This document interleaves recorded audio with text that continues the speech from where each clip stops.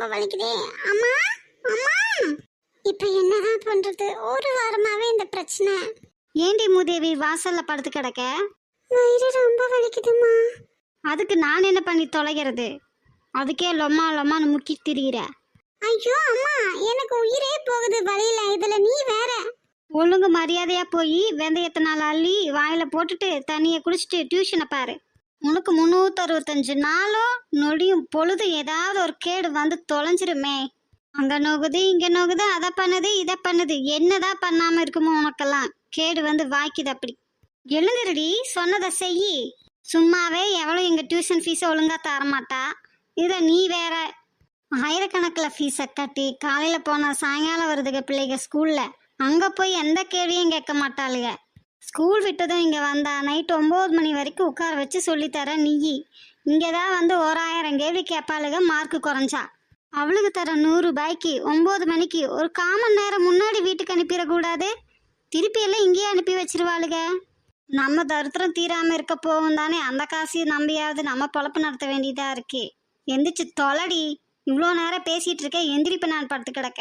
அதான் அந்த காசையெல்லாம் நீயே தானே வாங்கி வச்சுக்கிற. பெரிய புடுங்கி இவ அதை வேற சொல்லி காட்டுறானா. இப்போ என்னடி உனக்கு? டியூஷன் முடிஞ்சதும் ஹாஸ்பிட்டல் போகலாமாம்மா?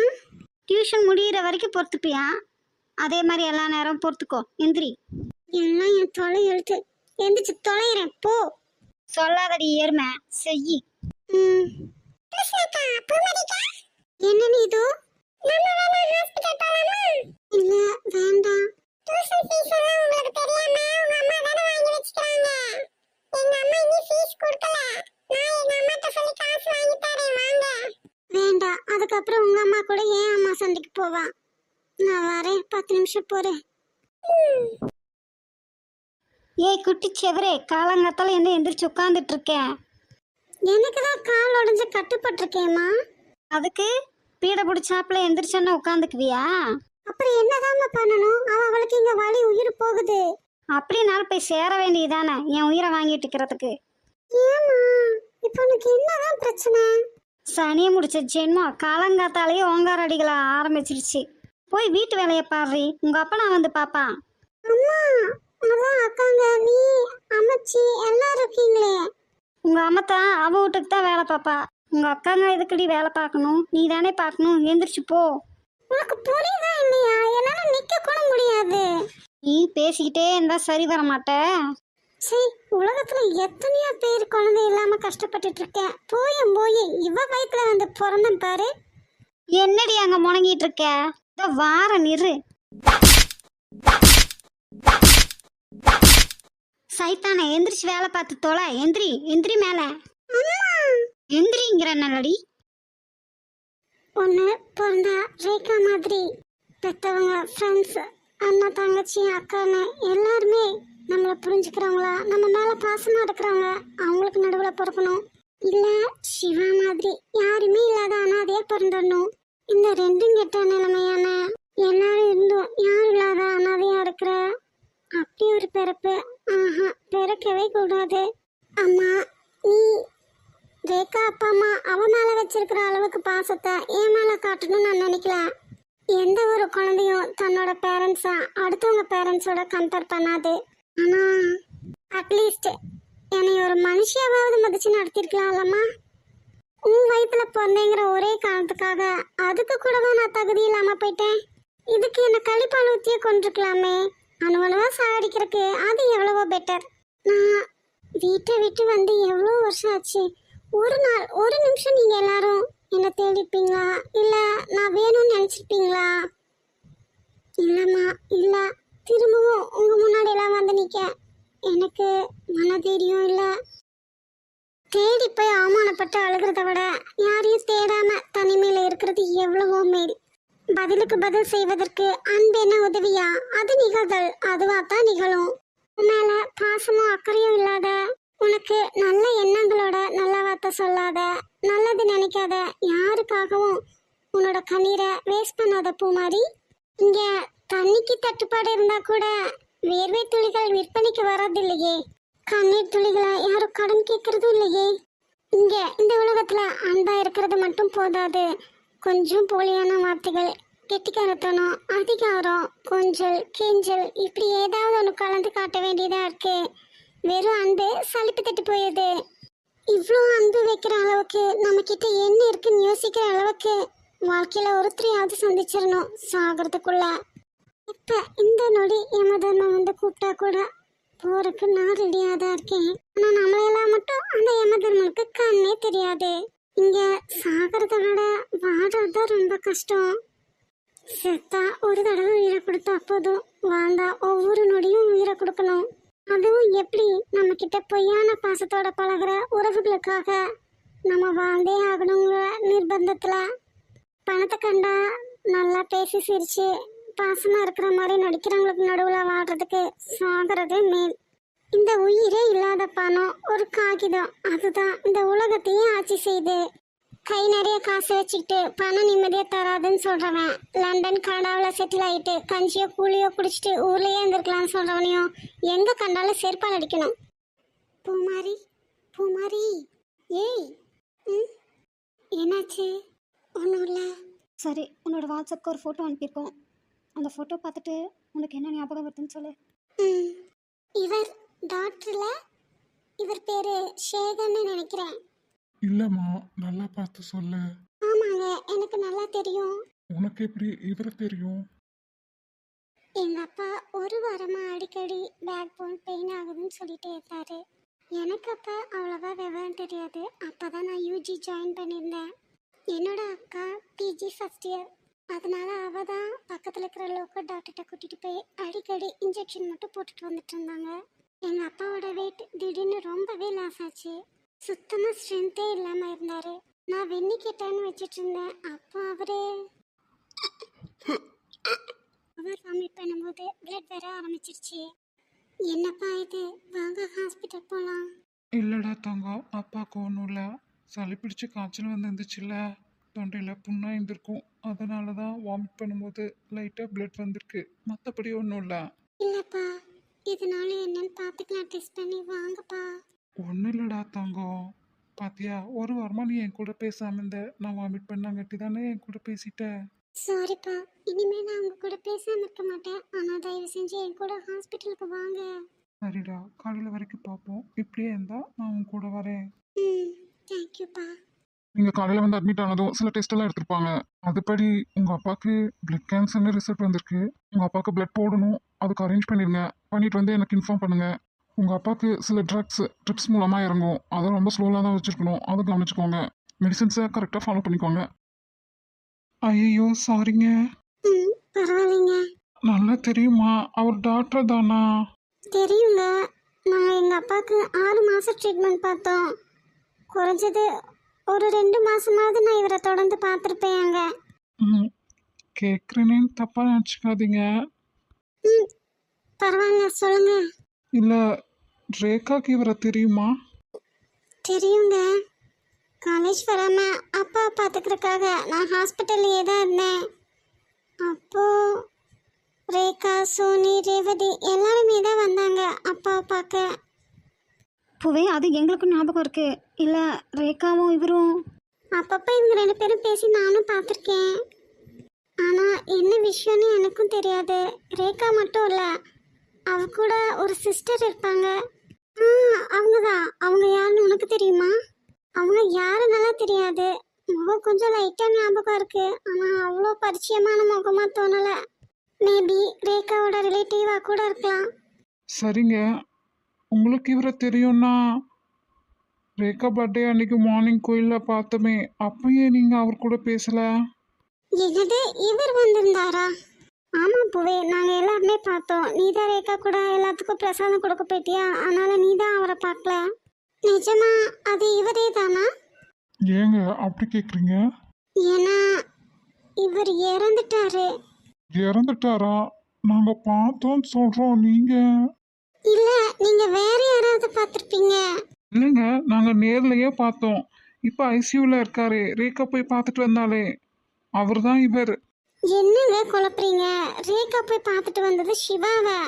ஆமாங்க, நீங்கள் இப்போ பார்த்த ஃபோட்டோவும் சிவாவோட தான். இல்லைங்க, அவர் பேர் சேகர். நான் தான் சொல்றேனே, அப்பாக்கு ட்ரீட்மெண்ட் பண்ணவர்னு. ஐயோ இல்லைங்க, நாங்கள் சசியோட வீட்டுக்கு போயிருந்தோம். சசியோட வீட்டில் இருந்து சிவாவோட சர்டிஃபிகேட்ஸ் எல்லாமே எடுத்து பார்த்தோம். அதில் இருந்து ஆட்டையை போட்டது தான் இந்த ஃபோட்டோ. எனக்கு நல்லா தெரியுங்க. அப்பா காணாம போனப்ப கூட ஹாஸ்பிட்டல்ல போய் விசாரிச்சோமே, அப்ப கூட இவர் இருந்தாரு, விமல் டாக்டர் கூட. நானும் சித்தப்பாவும் இவர்கிட்ட பேசிட்டு கூட வந்தோமே. அப்பாவோட ரிப்போர்ட் ஃபைல்ல இவரோட சைன் கூட இருக்கு. அதுவும் இல்லாம இவர் ஹாஸ்டல்ல தங்கி படிச்சாரு. ஹாஸ்டலில் தங்கி படித்தா சசியோட வீட்டில் எப்படிங்க இவரோட ஃபோட்டோ இருக்கும்? அப்பா கிட்ட இவர், நிர்மல், விமல், மதன் எல்லா டாக்டரும் வந்து உட்காந்துட்டு நியாயம் பேசும்போது சொல்லுவாங்களே, ஹாஸ்டல் சாப்பாடு நல்லாவே இல்லை, எங்களுக்கு பிடிக்கவே இல்லைன்னு. எப்படா வீட்டுக்கு போகணும்னு இருக்குன்னு சொல்லுவாங்க. அதுவும் இல்லாம இவர் இறந்ததே முதல்ல ரேகா தான் எனக்கு சொன்னா. அப்படி இப்படி இப்ப போய் அவரை பார்த்துட்டு வந்திருப்பா. அவருக்கு தான் தலை கை கால் எல்லாமே அடிபட்டிருக்கேன். எல்லா பக்கம் கட்டு போட்டிருப்பாங்க. முழுசாலாம் முகத்தை பார்த்துருக்க மாட்டா. ரேவதி, அப்போ உனக்கு தெரியாதா இவரை? தெரியும் விக்கி, ஆனால் 2 times தான் நான் பார்த்துருக்கேன். பூமாரியோட அப்பா உடம்பு முடியாமல் இருந்தப்ப தான் என்னோட அப்பாவும் ஏதோ ஒரு கேஸில் போய் ரொம்ப முடியாமல் ஆகி உயிர் போகிற நிலமையில அவரும் ஐசியூவில் இருந்தாரே.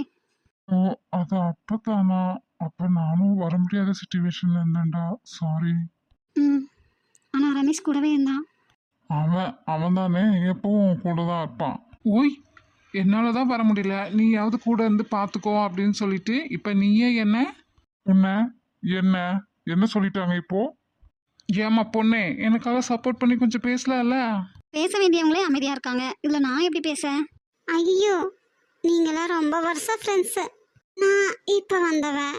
அதுவும் இல்லாம நீங்க இந்த நிமிஷம் அடிச்சுப்பீங்க, அடுத்த நிமிஷம் சேர்ந்துப்பீங்க. இடையில நான் என்ன? போதுமா தாயே, உன்னோட சப்போர்ட்டுக்கு ரொம்ப தேங்க்ஸ். இப்போ நான் என்ன சொன்னேன்? எல்லாத்தையும் எனக்கு எதிராக திருப்புறேன்.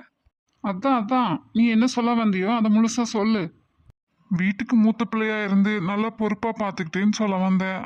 அதை கூட நீ காது கொடுத்து கேட்காம. ஓ சாரி, ரொம்ப தேங்க்ஸ். அதே மாதிரி வீட்டுக்கு மூத்த பிள்ளையா இருந்து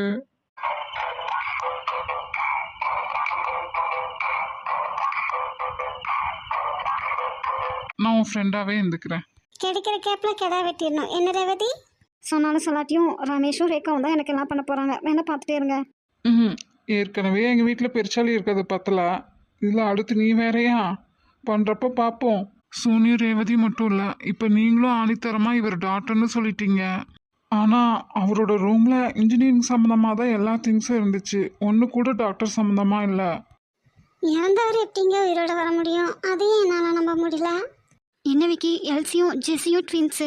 எல்சி இறந்துட்டானா அப்போ ஜெஸியை வச்சு அந்த கல்யாணத்தை முடிச்சிருவாங்க இல்லை? அவங்க 2 பேரும் ஒரே மாதிரியே இருப்பாங்க, யானாலையும் கண்டுபிடிக்க முடியாதுல்ல இவ எல்சி இல்லை ஜெஸி தானே. ஆனால் எல்சியோட கல்யாண கனவுகள் எல்லாமே வீணா நசுங்கி போச்சுல்ல. நீங்கள் சொல்கிறபடி பார்த்தா சேகரும், நாங்கள் சொல்கிறபடி பார்த்தா சிவாவும் ஒரே தோற்றம் உடையவங்க. அப்பயே அவங்க ட்வின்ஸாக இருக்கக்கூடாது. விக்கி, நீ தானடா சொன்ன எல்சியும் ஜெஸியும் ஒரே மாதிரி இருப்பாங்க ட்வின்ஸுன்னு. அப்போ சிவாவும் சேகரும் கூட அப்படி இருக்கலாம்ல? எல்சியும் ஜெஸியும் அவங்க எங்கள் கூட யூஜி படித்தாங்க, எங்களுக்கு நல்லா தெரியும். ஆனால் பூமாரி சொல்கிறதப்படி பார்த்தா சேகர் ஹாஸ்டலில் இருந்திருக்காரு. ஆனால் சிவாக்கு சசி அவனோட கம்பெனியில் எம்டியாக இருக்கிறதால தான் வீடு கொடுத்துருக்கான். ஆனால் சிவாக்கு யாரும் இல்லை, அவர் ஒரு அனாதைன்னு நம்ம எல்லாருக்கும் தெரியும். ஆனால் சேகரை பற்றி நமக்கு எதுவுமே தெரியாது. சரிடா, இப்போ என்னதான் சொல்ல வர? சசி, சிவா, சேகர் இவங்க 3 பேத்துக்கும் என்ன தொடர்பு? சிவாவும் சேகரும் ட்வின்ஸ்னா தான் ஒரு அனாதைன்னு ஏன் சிவா சொல்லணும்? சசி சிவாக்கு எம்டியா மட்டும் இல்லை, ஜேஎம்டியாவும் போஸ்டிங் கொடுக்க போகிறான். சிவா இருக்கிறதுக்கு வீடு கொடுத்தது மட்டும் இல்லாமல் ரேகாவுக்கும் கொடுத்துருக்கான். இதெல்லாம் எதுக்காக அவன் பண்ணான்னு யோசிக்கிறதுக்குள்ள ரேகாவை கொல்லணும்னு தெரிஞ்சவன் இப்போ ஏன் சிவாவையும் கொல்லணும்னு நினைக்கணும்? இதுக்கெல்லாம் பதில் யார்கிட்ட இருந்து கிடைக்கும்? நமக்கு தெரிஞ்சு சிவாவும் சரி ரேகாவும் சரி நிறைய தடவை இந்த கேள்வியை சசிக்கிட்ட கேட்டுட்டாங்க. ஆனால் அவன் தான் வாயை திறக்கலையே. எல்லாத்துக்கும் பதில் அவன் வாயை திறந்தாதான் உண்டு. ஆடா இவ ஒருத்தி நேரம் கெட்ட நேரத்துல காமெடி பண்ணிக்கிட்டு. நாங்களும் தான் அன்னைக்கு அந்த அடி போட்டு குடோன்லாம் வச்சு எரிச்சோம், வாயை திறக்கலையே. அவன் ஏன் பண்றான்னு சொல்லவே இல்லையே. இப்ப சசி குடோன்ல இருந்து தப்பிச்சிட்டானா, உயிரோட இருக்கானா இல்லையா அதுவே தெரியல. அவன் தான் வாயை திறக்க மாட்டேங்கிறானா. நீங்கள் 2 பேரும் சும்மா இருக்காம ஆத்திரப்பட்டு பண்ணிட்டு.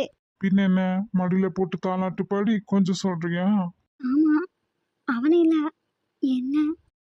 நான் அருகே நேசமாகுறே ஒரு பார்வை பார்த்தா உன் வாசமாகுறே. தூரம் போதும் கிறுக்கேத்துற இந்த பாவ மனசாயே உசு பேத்துற. கனவா கலையா எதில் வெல்துற திமுறா அழகா என்ன பாக்குற. மொழியா விழியா எதில் பேசுற விதியா இது சதியா உன்மடி சேருறே.